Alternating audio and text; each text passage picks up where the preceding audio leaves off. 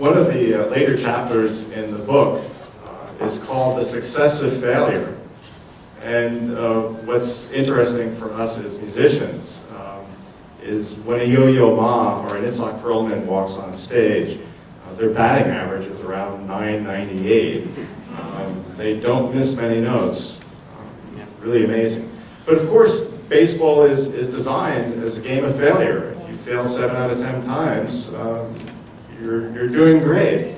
And one of the things we talked to Bernie about was that experience of failure. And all of us have experienced failure, but what really struck Dave and I in talking with Bernie is the way that the elite athletes and musicians approach failure.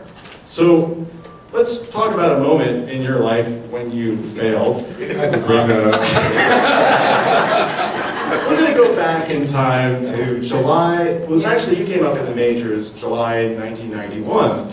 And it only took you 45 days to tie a major league record and also a Yankee record. The record was held by Johnny Broca for the New York Yankees. He had set the record in 1934. And there's a reason why you haven't heard of it. He was a pitcher, by the way.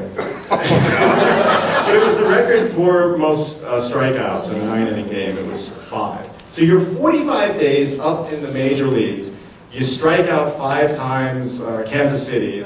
Brett Saberhagen 4 times, Storm Davis 1 time. Yeah, it was kind of like my initiation into the big leagues. It's like, welcome to the bigs, rookie.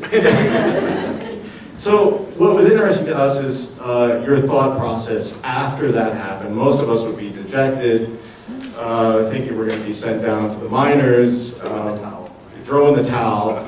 What's going on in your head? Yeah, I was angry, I was frustrated, but I just couldn't wait to get out there the next day. For some reason, that was just the way that I felt.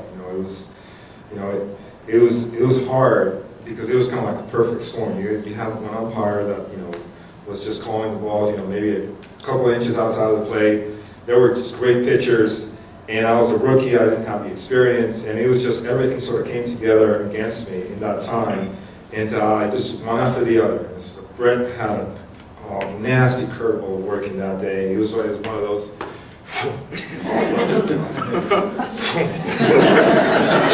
What is this?